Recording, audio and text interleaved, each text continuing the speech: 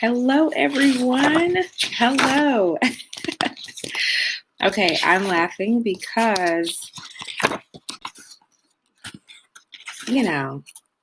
I just really had this thing and I wanted to share it. It was on my heart. I said, if I don't do it now, I may not get to it later. And honestly, the kids so today's election day in the US, and the kids are out of school. So if you hear some yelling, shouting, or, stuff like that in the background, just forgive them, excuse them, okay? They're just being themselves, kids. And we'll just act like we don't hear them. Okay. So, for those of you who don't know me, my name is Dr. Faith Abraham. I am a life and business coach. You can find out more about me at www.lifemasterschool.org, and I help people package their gifts, skills, talents so that they can take it out to the world and as a coach and make impact as well as income. So if that sounds like something that you're interested in, then honey, you need to run over to the site, www.lifemasteryschool.org. And today I'm going to be in my vein of relationships and marriage. One of my specialties as a coach and a counselor for so long is relationships. That's what people would just come to me for. I wouldn't even post or advertise about it, but that's what people would come to me for.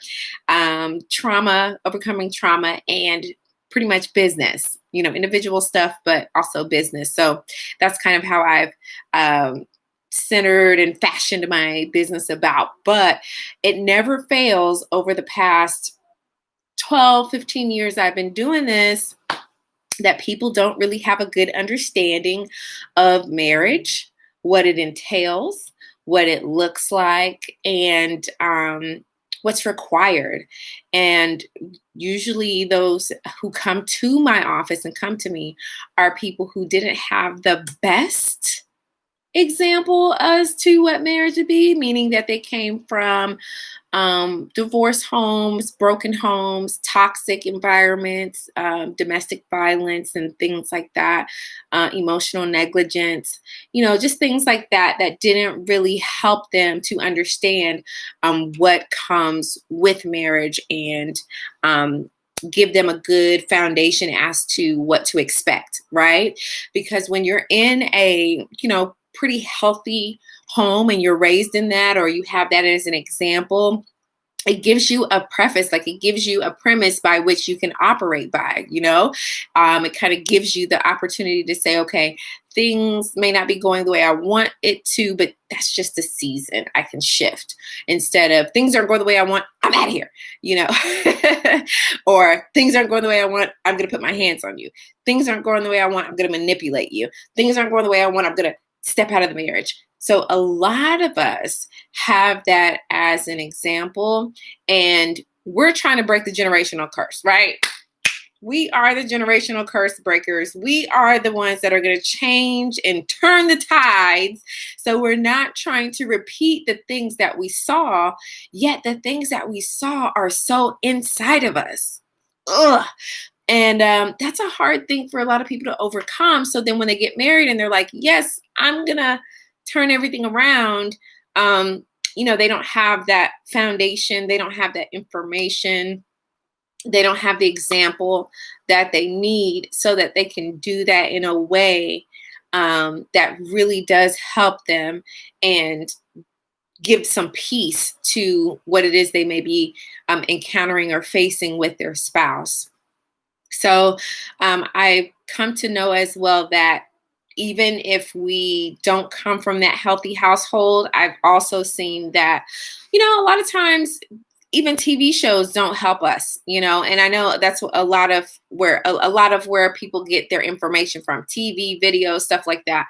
But of recent, like I grew up in the Huxtable, the Cosby Show, right? Cosby Show era.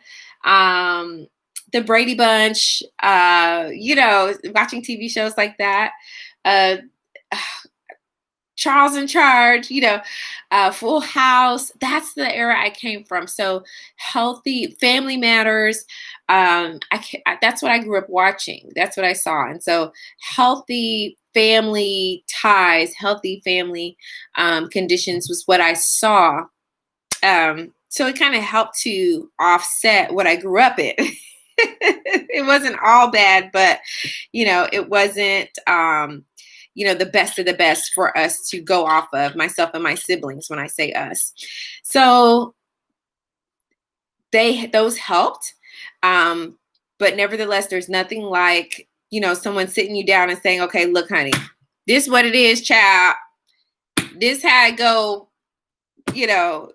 pay attention, get it together, work it through, or what have you. So I'm going to go through the 3 things, and I'm just pulling up my notes here. I'm going to go through the 3 things that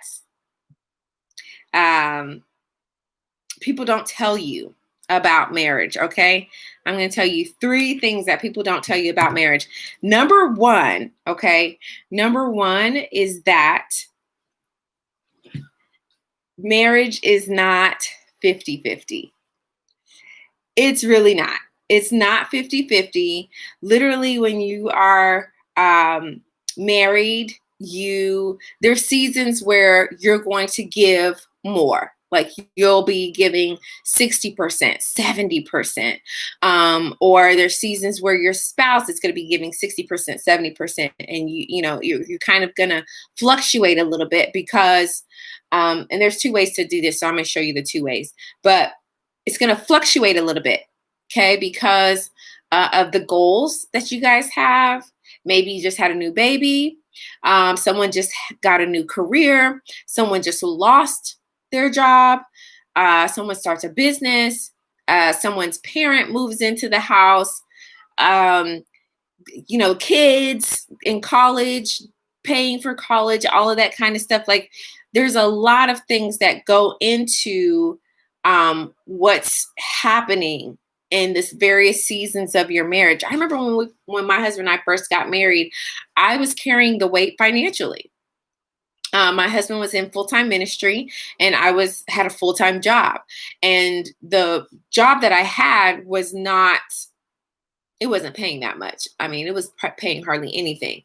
But, what I had was just what I had, and what we had so that was the agreement that we had, right? He would be full-time ministry. I would be working full-time. So I was paying the bills. I was bringing in the money. I was, paying for the groceries and all that kind of stuff. And I didn't throw it in his face like, oh, you're less of a man. And, oh, I'm the boss because I bring the bacon home and I fry it.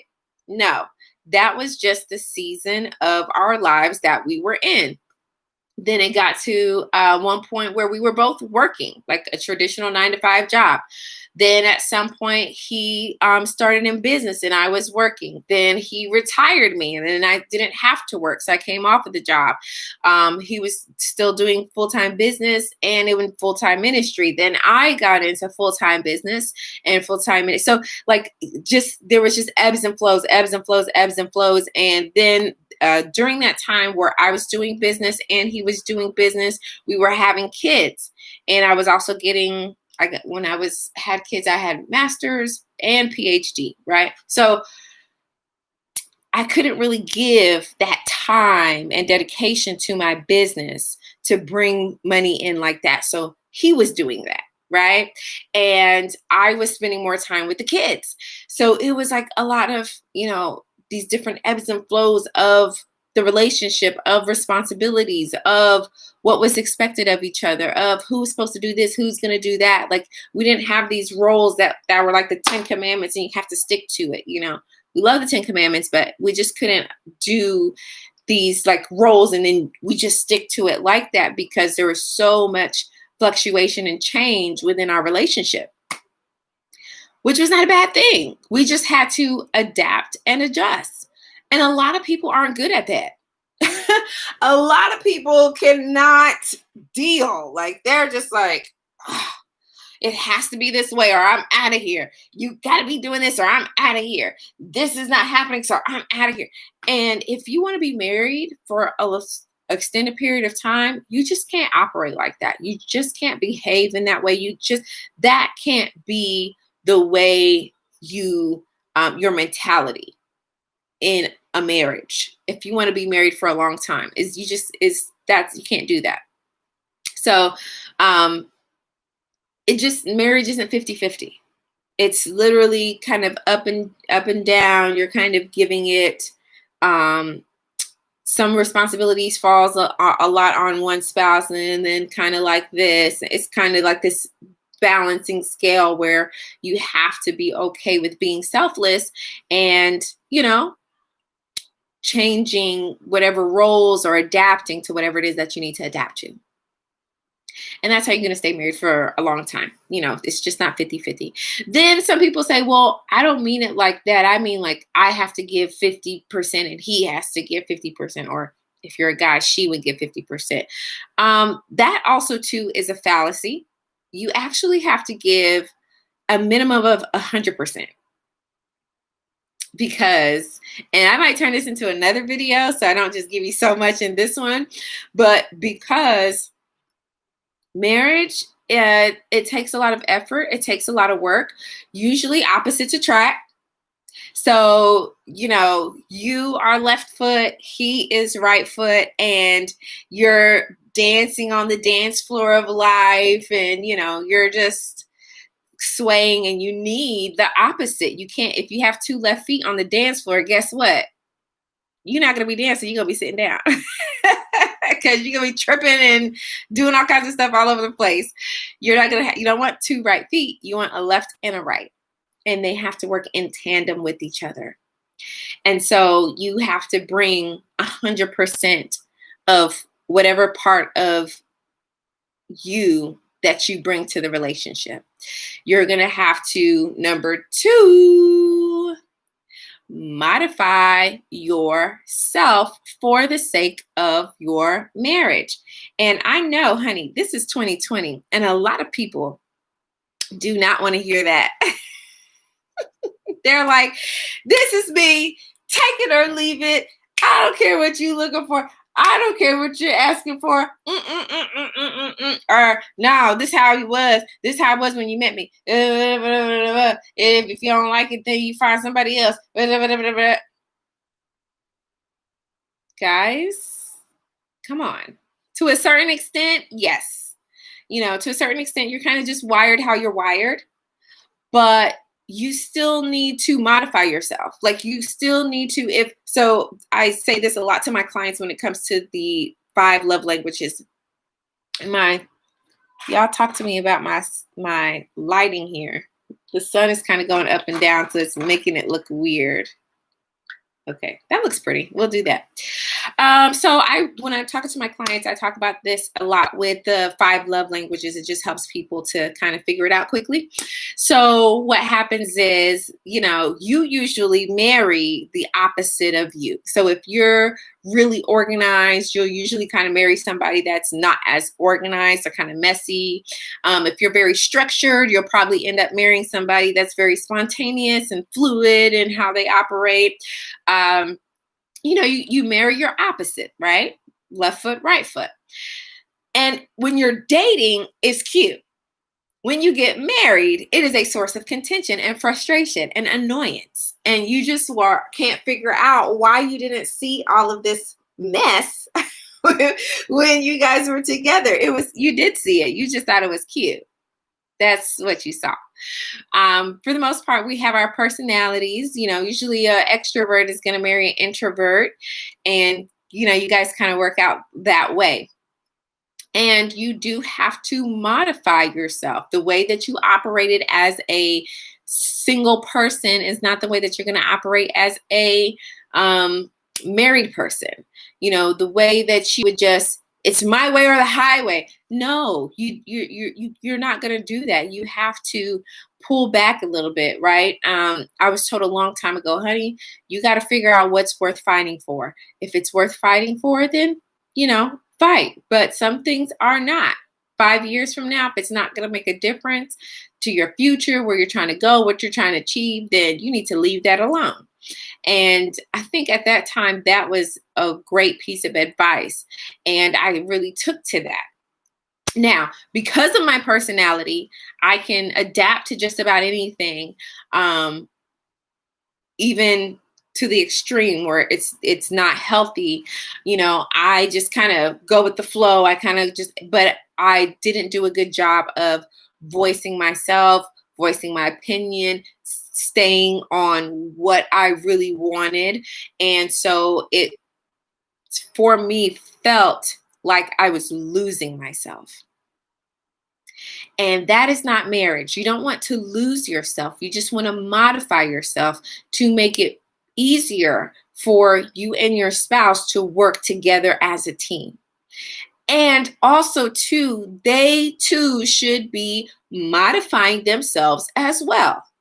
At any given point when the both of you aren't yielding to each other, serving each other, leaning into each other, and modifying yourself so that you can get with the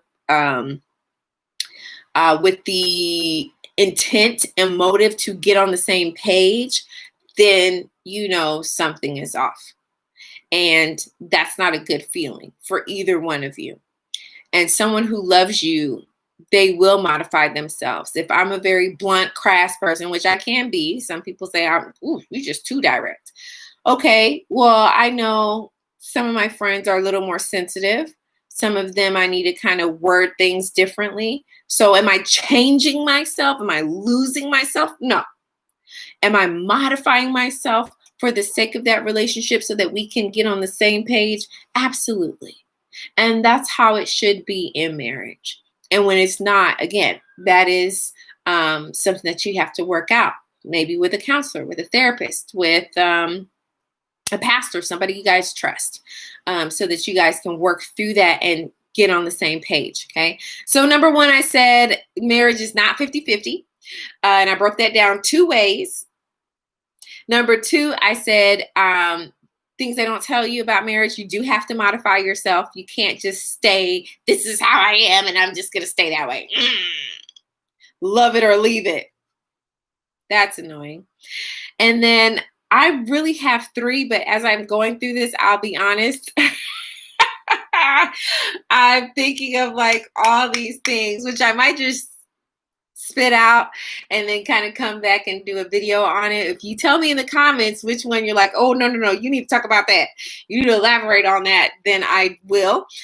Just let me know, like I said, in the comments, and I'll do that. But yeah, there's a lot, and I'm kind of trying to do it on the level of importance. But if number one is marriage is not 50-50, number two is you have to modify yourself, then the third thing that they don't tell you about marriage is that it's okay for you to argue about the same thing over and over again. Mind blown. And I'm not going to sit too much on this, like for too long, but I do want to kind of explain this, because when I have clients that come to me, one of the things I hear is, we've been talking about this for forever. It's the same thing. There are some things that, yes, it's going to be the same thing over and over again. Because you are who you are, they are how they are. You would prefer them to be more of this or less of this, more of that or less of that, but they kind of are how they are. And even if they've made improvements, which should happen, sometimes the improvements may not be, exactly what you want. Okay. And when I'm even talking about this, I don't even have time to get into the toxic, dysfunctional way of perceiving what I'm sharing right now. I'm just going to say it from a healthy mindset. Those of you who understand, understand. But there are some things that even when I talk with older couples, healthy older couples, those who have been through some things and gotten over them and through them, they say some of the things that they have been arguing about since Day one is the same thing they're arguing about 20, 25, 30, 35, 40, 45 years later. And it's just things like, he still to this day doesn't take out the trash without me reminding him. He still leaves his plate on the side of the sink. He still, like stuff like that. Like things that, again, 5 years from now, are you going to be, is your marriage really going to be on the rise and the fall of whether or not you put the plate in the sink? No. No. Okay. So there are some things that you will argue about through the continuum of your relationship, of your marriage. And that's normal because you didn't marry yourself. You married somebody else who more than likely is the opposite of you, who will never be you, who will never be this perfect robot depiction of what you think or how you think they should be. So, yeah, there are going to be some things that are kind of just what they are. It's a part of you guys' relationship. It's a part of what keeps you humble, what keeps them humble. It's kind of what helps with the relationship, just like you have certain things that you guys love, agree upon, no brainer. This is just what we do as a couple, and that's how it's been from the beginning of the marriage till your days ending. That is okay. And I want to tell you that that's normal. A lot of times people feel like, I just don't want to talk about this anymore. I don't want to deal with this anymore. But when you deal with people, when you deal with another human being, it's a part of it. And I think people they just lose sight of the fact that you're married to another human, and people are people. And when it comes to having a relationship with someone outside of yourself, heck, the relationship that you have with yourself is sometimes contentious, and you're like, dang, I wish I could just put this donut down, but I'm just too busy enjoying it right now, right? Like you have issues within yourself about your own behavior, character, things that you do, more discipline or what have you.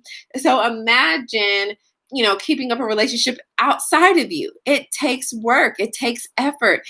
And good God, it's okay. Like, we got to stop running away from work. We got to stop running away from being intentional. We got to stop running away from working on being a better version of ourselves, for our marriages, for our kids, for our coming generations, right?